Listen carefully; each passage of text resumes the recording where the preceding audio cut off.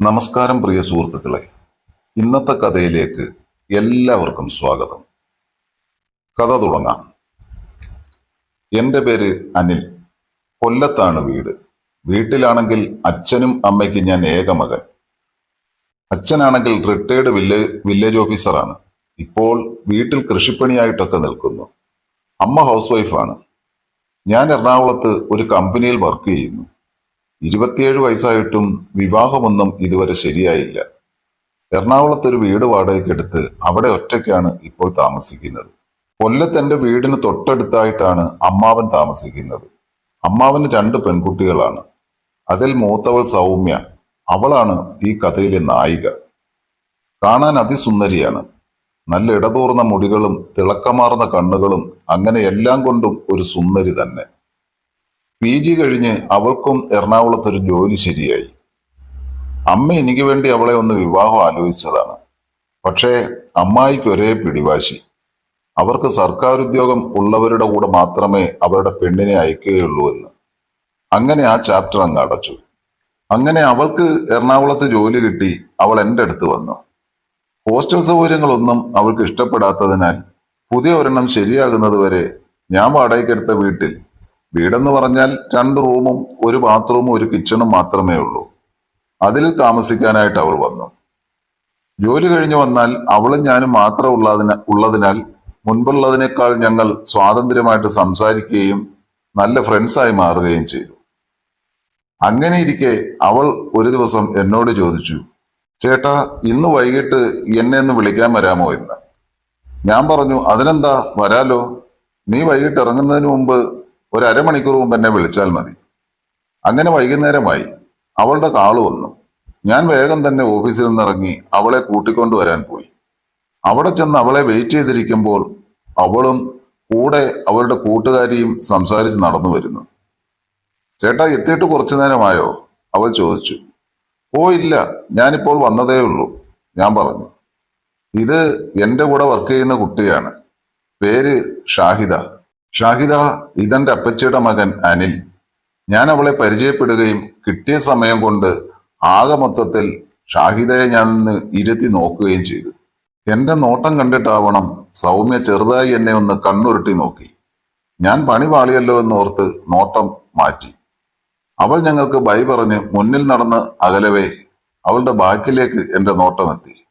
പറയാതിരിക്കാൻ വയ്യ, അവളുടെ കൂട്ടുകാരി ഒരൊന്നൊന്നര പീസ് തന്നെയാണ്. നിർഭാഗ്യമെന്ന് പറയട്ടെ, എന്റെ ആ നോട്ടവും സൗമ്യ കണ്ടു. ഞാൻ ആകെ ചമ്മയില്ലാണ്ടായി. പിന്നെ എങ്ങനെയോ ഞാൻ പറഞ്ഞ് ഒപ്പിച്ചു പോകാൻ തുടങ്ങി. അവൾ എൻ്റെ ബൈക്കിന്റെ ബാക്കിൽ കയറി പോകുന്നതിനിടയിൽ അവൾ എന്നോട് ചോദിച്ചു, ചേട്ടാ, ഞാനൊരു കാര്യം ചോദിക്കട്ടെ? അപ്പോൾ ഞാൻ മനസ്സിലോർത്തു, ദൈവമേ, ഇവൾ എന്താണോ ചോദിക്കാൻ പോകുന്നത്.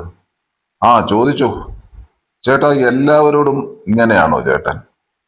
പ്രതീക്ഷിച്ചതുപോലെ തന്നെ അവൾ എല്ലാം കണ്ടിരിക്കുന്നു. കൂടാതെ ചോദിക്കുകയും ചെയ്തു. എങ്കിലും ഒന്നും മനസ്സിലാകാത്തതുപോലെ ഞാൻ ചോദിച്ചു, എങ്ങനെയാണോന്നാ? അല്ല, ഈ പെണ്ണുങ്ങളെ കാണുമ്പോ ഈ വൾഗറായിട്ടാണോ ചേട്ടൻ നോക്കുന്നത്? എന്ത് നോട്ടമായിരുന്നു, കണ്ടിട്ട് എനിക്ക് തന്നെ എന്തോ പോലെ തോന്നി, സൗമ്യ പറഞ്ഞു. ഓടി എവിടുന്ന്, ഞാൻ അങ്ങനെയൊന്നും നോക്കിയില്ല, നിനക്ക് തോന്നിയതാവും. ഒന്നുമില്ലേലും നിന്റെ കൂട്ടുകാരിയല്ലേ? ശരി, കൂട്ടുകാരി ആയിട്ട് ഇങ്ങനെ, അപ്പോൾ അല്ലായിരുന്നേലോ? അതെങ്ങനെയാ, ഈ എന്നെപ്പോലും ഇങ്ങനെയൊക്കെ ആയിരിക്കും അപ്പോൾ നോക്കുക. ഇത് കേട്ട് വണ്ടി ഓടിച്ചിരുന്ന ഞാൻ പെട്ടെന്ന് വണ്ടി നിർത്തി അവളുടെ നേരെ നോക്കിയപ്പോൾ അവൾ കണ്ണു നിറഞ്ഞ് ദേഷ്യം വന്നിരിക്കുന്നു. ഞാൻ നിന്നെ അങ്ങനെയൊന്നും നോക്കിയിട്ടില്ല ഇതുവരെ. അപ്പോൾ ഷാഹിദയെ നോക്കിയത് അങ്ങനെയല്ലേ? അവൾ ചോദിച്ചു. അത് പിന്നെ പെട്ടെന്ന് അങ്ങനെ അങ്ങ് ആയിപ്പോയി, നീ ക്ഷമിക്കേ. ഇനി ഇങ്ങനെയൊന്നും ഉണ്ടാകാതെ ഞാൻ നോക്കിക്കോളാം. പിന്നെ ഉണ്ടാകില്ല. ചേട്ടൻ എന്നെ ഇങ്ങനെ നോക്കുന്നത് എത്ര തവണ ഞാൻ കണ്ടിരിക്കുന്നു. കുറെ സമയത്തേക്ക് പിന്നീട് ഞാനൊന്നും മിണ്ടിയില്ല. നേരെ വണ്ടി എടുത്ത് വീട്ടിലേക്ക് പോയി. എനിക്കാണെങ്കിൽ പിന്നെ അവളുടെ മുഖത്ത് നോക്കാൻ മടിയായി. 2-3 ദിവസം ഞാൻ അവളിൽ നിന്ന് പയ്യെ ഒഴിഞ്ഞു നടന്നു. എന്തെന്നാൽ അവളെ ഞാൻ നോക്കുന്നതും അവൾ ശ്രദ്ധിക്കാറുണ്ടെന്നറിഞ്ഞപ്പോൾ ആകെ നാണക്കേടായി. അങ്ങനെ 3 ദിവസം കഴിഞ്ഞ് ജോലിയൊക്കെ കഴിഞ്ഞ് ഞാനും അവളും വീട്ടിലുള്ള സമയം ഞാൻ എൻ്റെ റൂമിലിരുന്ന് മൊബൈൽ നോക്കിക്കൊണ്ടിരിക്കുകയായിരുന്നു. അവൾ എന്നെ വന്ന് വിളിച്ചു. ഞാൻ പോയി വാതിൽ ചെന്ന് തുറന്നു. എന്നിട്ട് കട്ടിലിൽ പോയിരുന്നു വീണ്ടും മൊബൈൽ നോക്കുന്നത് തുടർന്നു. എന്താ ചേട്ടാ, കുറച്ചു ദിവസമായിട്ട് എന്നോട് മിണ്ടാത്തത്?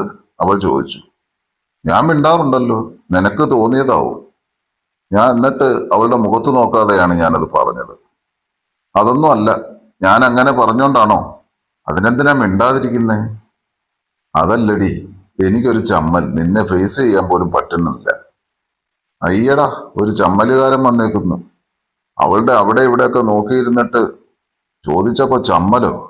എന്നെ തന്നെ എന്തോരം നോക്കിയിരിക്കുന്നു. അന്നേരം ഒന്നും ഇല്ലായിരുന്നല്ലോ ഈ ചമ്മല്.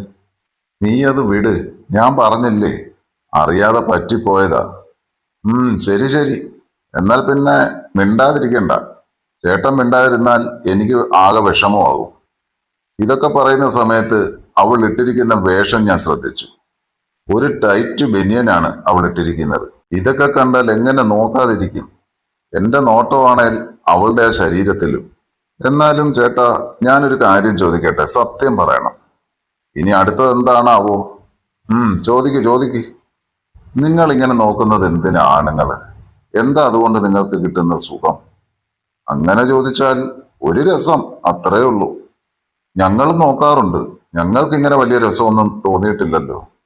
അവളുടെ ചോദ്യങ്ങൾ കേട്ട് ചിരി വരുന്നുണ്ടെങ്കിലും ഒന്നും മിണ്ടാതെ ഇരുന്നു. എങ്കിലും അവൾ എന്നെ നിർബന്ധിച്ചുകൊണ്ടേയിരുന്നു. പറ എന്ന് പറഞ്ഞു. അവസാനം ഞാൻ പറഞ്ഞു, അതൊന്നും നിന്റെ അടുത്ത് പറഞ്ഞാൽ ശരിയാവത്തില്ല. അതൊന്നും പറഞ്ഞാൽ പറ്റില്ലേ? പറഞ്ഞിട്ടേ ഞാൻ വിടുള്ളൂ എന്ന് പറഞ്ഞ് അവൾ എൻ്റെ മടിയിലേക്ക് അങ്ങ് കിടന്നു. അവസാനം ഞാൻ അവളോട് പറഞ്ഞു, ഞാൻ പറയാം, പിന്നീട് എന്നോടൊന്നും തോന്നരുത് നിനക്ക്. പറയാതിരുന്നാലാണ് എനിക്ക് പ്രശ്നം തോന്നുക. അവൾ പറഞ്ഞു. പറയാം. എല്ലാ ആണുങ്ങൾക്കായാലും പെണ്ണുങ്ങൾക്കായാലും ഒരു ഓപ്പോസിറ്റ് അട്രാക്ഷൻ ഉണ്ടാവും. ആണുങ്ങളാണെങ്കിൽ നല്ല സുന്ദരിയായ പെണ്ണുങ്ങളെ കാണുമ്പോഴൊന്നും നോക്കും, കണ്ണെത്തുന്നിടത്തെല്ലാം നോക്കും. ഇതെല്ലാം പറയുമ്പോൾ അവൾ എൻ്റെ കണ്ണിലേക്ക് ഒന്ന് നോക്കി. ഞാനാണെങ്കിലോ, ഞാൻ അവളുടെ ശരീരത്തിലേക്ക് നോക്കി നിൽപ്പാണ്. അവളത് കണ്ടെങ്കിലും കണ്ടില്ലെന്ന് വെച്ച് കിടന്നത് എനിക്ക് അല്പം കൂടെ ആശ്വാസവും ധൈര്യവും നൽകി. ഇത്രയായപ്പോൾ അവളോട് ഓപ്പണായി സംസാരിച്ചാലും കുഴപ്പമില്ല എന്നൊരു ബോധവും എനിക്ക് വന്നു. ഞാൻ തുടർന്നു. അങ്ങനെ നോക്കുമ്പോൾ ആദ്യം കണ്ണിൽപ്പെടുന്നത് എന്തായിരിക്കും എന്ന് നിനക്കറിയാലോ. ഒരുവിധപ്പെട്ട എല്ലാ ആണുങ്ങളും ആ രണ്ട് ഭാഗത്തേക്കാണ് ആദ്യം നോക്കുക. അതൊക്കെ മനസ്സിലായി, അവൾ പറഞ്ഞു. എന്താ നോക്കുന്നതെന്നും അറിയാം. അങ്ങനെ നോക്കിയിട്ട് നിങ്ങൾക്ക് എന്താണ് കിട്ടുക? അതോ, ആണുങ്ങൾക്ക് ചിലപ്പോൾ ഒന്നിൽ കൂടുതൽ പെണ്ണുങ്ങളെ കെട്ടണം എന്ന് തോന്നും. പലപ്പോഴും പ്രാക്ടിക്കൽ അല്ലാത്തത് കൊണ്ട് അവൻ കാണുന്ന ഇഷ്ടപ്പെടുന്ന പെൺകുട്ടിയെ മനസ്സിൽ കണ്ട അവൻ പറ, എന്നിട്ട് നിനക്കറിയുന്നത് തന്നെ. എനിക്കറിയില്ല. നിങ്ങൾ എന്താ ചെയ്യാറെന്ന് നിങ്ങൾക്കല്ലേ അറിയൂ. എന്നിട്ടൊന്നുമില്ല, മനസ്സിൽ ഓർത്തങ്ങ് ചെയ്യും. ഇത് കേട്ടിട്ട് അവൾ പെട്ടെന്ന് ഞെട്ടിപ്പിടഞ്ഞെഴുന്നേറ്റു. എന്നെ തന്നെ നോക്കിയിരുന്നു. എന്നിട്ട് ഒട്ടും പ്രതീക്ഷിക്കാതെ ആ ചോദ്യം വന്നു. അപ്പോൾ എന്നെ നോക്കുന്നതും ഇതിനൊക്കെയാണോ? ഞാൻ അറിയാതെ ഒന്ന് തലയനക്കി. കുറച്ചു നേരത്തേക്ക് ഒന്നും മിണ്ടാതെ ഞാനിരുന്നു. അവളും ഒന്നും മിണ്ടിയില്ല. ഒന്നും പറയേണ്ടിയിരുന്നില്ല എന്ന് തോന്നിപ്പോയി ആ നിമിഷങ്ങളിൽ. അങ്ങനെ പറയാൻ തോന്നിയ നിമിഷത്തെ ശപിച്ചു ഞാൻ പതിയെ അവളുടെ മുഖത്തേക്കൊന്ന് നോക്കി. അവളുടെ കണ്ണുകളിൽ ഒരു പ്രത്യേക തിളക്കമുണ്ടായിരുന്നു. മുഖമൊക്കെ തൊടുത്ത്, ചുണ്ടുകൾക്കൊക്കെ ഒരു വിറയൽ. എന്നിട്ട് ഞാൻ അവളോട് ചേർന്നിരുന്നിട്ട് ചോദിച്ചു, സൗമ്യ, ഞാനൊരു കാര്യം ചോദിച്ചാൽ നീ ദേഷ്യപ്പെടുമോ? എന്താണ് ചേട്ടാ? ഇല്ല, പറഞ്ഞോളൂ. നമ്മൾ രണ്ടുപേരും മാത്രമുള്ള ഈ വീട്ടിൽ നമ്മൾക്ക് രണ്ടുപേർക്കും കൂടി. അത് പറഞ്ഞിട്ട് ഞാൻ അവളെ ഒന്ന് നോക്കിയപ്പോൾ കണ്ണിൽ കത്തുന്ന തീ കണ്ടു.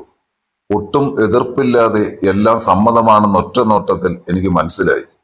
ഒരുപാട് നാളത്തെ എൻ്റെ ആഗ്രഹം അന്ന് ഞാൻ നിറവേറ്റി. ഇതിനൊക്കെ ഇത്രയും രസമുണ്ടെന്ന് അപ്പോഴാണ് ഞാൻ അറിഞ്ഞത്.